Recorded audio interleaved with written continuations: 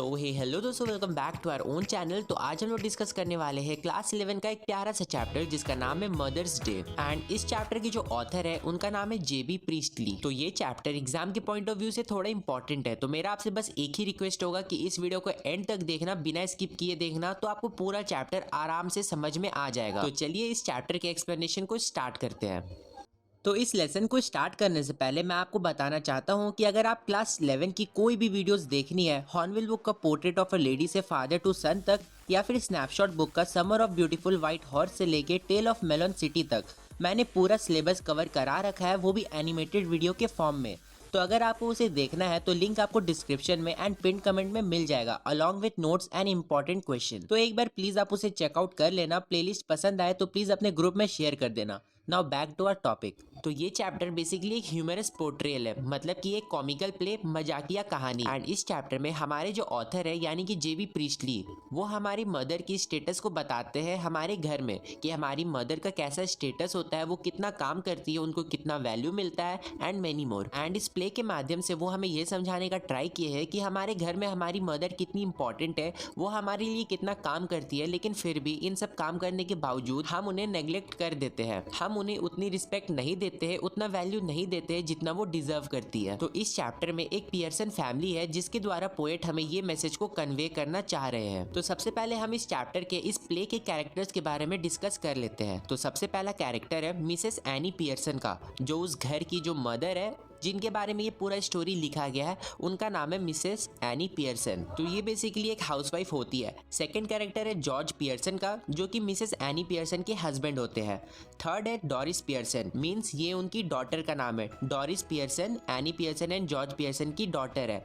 Fourth character है Cyril Pearson, जो कि इनके बेटे हैं। एंड जो हमारा फिफ्थ जो कैरेक्टर है वो है मिसेस फिट्जगेराल्ड का। होप मैंने सही प्रोनाउंस किया होगा।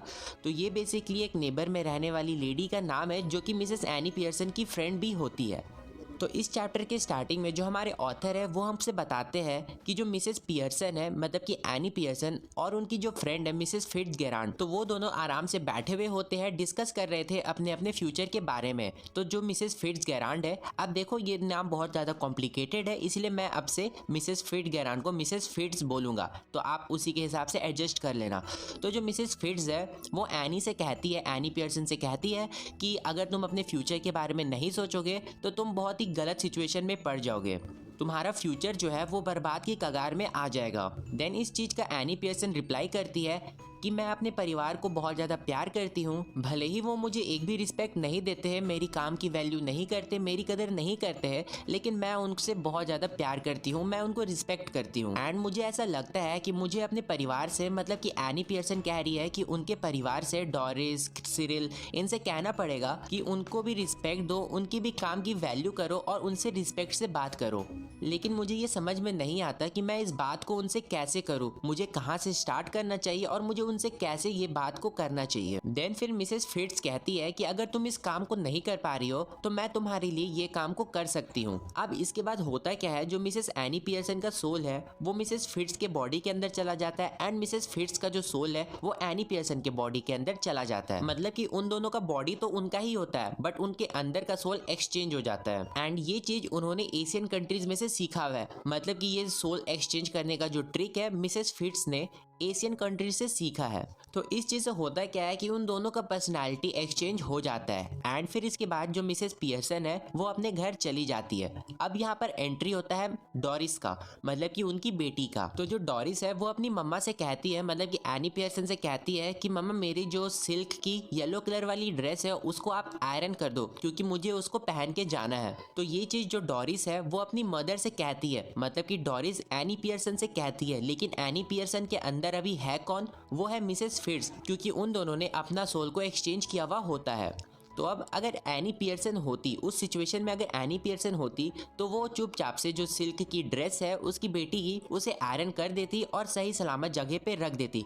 बट अब क्योंकि उसकी बॉडी के अंदर मिसेस फिट्ज का सोल है तो वो उसे मना कर देती है। इनफैक्ट वो अपनी बेटी से, मतलब कि डोरिस से ये भी कहती है कि मैं तुम्हारा ड्रेस को आयरन वायरन नहीं करने वाली हूँ। एंड उस दिन उन्होंने शाम में जो उनके घर में चाय पीते सब लोग, तो उन्होंने चाय भी नहीं बनाया, जिसके कारण होता क्या है, उनकी जो बेटी है डोरिस वो काफी ज्यादा नाराज और गुस्सा हो जाती है अपनी मदर से। एक्चुअली में जो डोरिस है वो अपना स्पेशल येलो सिल्क ड्रेस को इसलिए आयरन करने बोलती है क्योंकि उस दिन उस शाम वो चार्ली के साथ घूमने जाने वाली होती है। एंड देन फिर उनकी मॉम जो कि एक्चुअली में मिसेस फिट्स है वो चार्ली का भी मजाक उड़ाती है, उसके बारे में भला बुरा कहती है। एंड फिर डोरिस से कहती है कि अगर मैं मर भी जाती तो चार्ली जैसे लड़के को डेट नहीं करती, मैं उससे बेहतर किसी अच्छे लड़के को सेलेक्ट करती और उसे डेट करती। देन फिर वो फिर से उसका मजाक उड़ाती है एंड कहती है buck teeth and half witted. Then फिर डोरिस इस चीज का रिप्लाई करती है कि नहीं वो ऐसा नहीं है। एंड फिर वो उसकी आंखों में आंसू भर जाता है एंड वो फिर वो रोने लगती है एंड वहां से चली जाती है। एंड देन जब वहाँ पर डोरिस चली जाती है तब एंट्री होता है सिरिल का, जो कि उनका बेटा होता है। तो सिरिल जब आता है तो वो अपनी मदर से पूछता है कि क्या आज का जो टी है वो रेडी है, चाय रेडी है। तो उनकी मदर रिप्लाई करती है कि नहीं अभी तक तो चाय जो है वो रेडी नहीं है एंड आज मैं वैसे भी चाय नहीं बनाने वाली हूँ।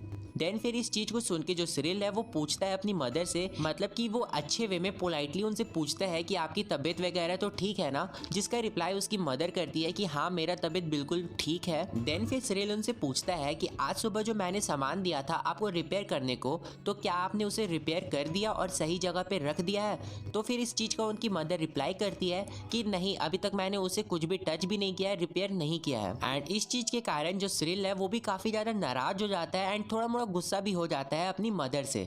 देन फिर वहां पर डोरिस वापस से आती है, कुछ काम होगा तो वहां पर डोरिस आती है। देन फिर उसकी मदर फिर से उस पर कमेंट करती है कि मुझे अगर चार्ली के साथ बाहर जाना होता तो मैं ऐसा रोंदू चेहरा को तो लेके कभी भी नहीं जाने वाली थी। तो इस चीज़ का डोरिस रिप्लाई करती है कि मेरा चेहरा रोंदू इसलिए हुआ क्योंकि आपने मुझे रुलाया है एंड मैं अभी अच्छे से तैयार भी नहीं हुई हूँ। तो इस चीज़ को सुन के जो सिरिल है वो अपनी बहन से पूछता है कि क्या क्या हुआ था तुम्हारे साथ। तो फिर उसकी जो बहन है वो रिप्लाई करती है कि नेवर माइंड, कुछ भी ऐसा कुछ नहीं हुआ है। देन फिर उनकी मॉम जो है एनी पियर्सन, जो एक्चुअली में मिसेस फिट्स है, वो किचन की तरफ जाती है एंड जाते हुए पूछती है सिरिल से कि क्या हमारे पास कुछ स्प्राउट्स बचे हुए हैं। स्प्राउट एक तरह का आप कह सकते हैं कि अल्कोहल होता है। देन फिर सिरिल को ये चीज़ सुन के थोड़ा अजीब लगता है, वो पूछता है कि हाँ बचा हुआ तो है 1 या 2 बॉटल होगा, बट किस लिए एंड आपको इस चीज़ की ज़रूरत है। तो वो इस चीज़ का रिप्लाई करती है ऑफ कोर्स पीने के लिए, यू क्लॉट। अ क्लॉट का मतलब होता है अ स्टूपिड पर्सन। देन इस चीज को सुन के वो दोनों वापस से शॉक्ड हो जाते हैं एंड देन वो फिर आपस में फुसफुसाने लगते हैं, मतलब कि विस्पर वे में बात करने लगते हैं। वो ये डिस्कस कर रहे होते हैं कि आखिरकार उनकी मदर को हुआ क्या है, वो उनको ऐसे ट्रीट क्यों कर रही है, वो बेसिकली ऐसा बिहेव क्यों कर रही है। वो ये डिस्कस कर रहे होते हैं कि उनकी मदर का बिहेवियर में काफ़ी ज़्यादा चेंजेस है, जैसे कि उनकी मदर ने उनका येलो सिल्क ड्रेस को भी आयरन नहीं किया है, तुम्हारा जो सामान है उसको भी रिपेयर नहीं किया है, इवन दो उन्होंने चाय भी नहीं बनाया। एंड वो उस दिन कार्ड्स खेल रही होती है, ड्रिंक कर रही होती है, स्मोक कर रही होती है।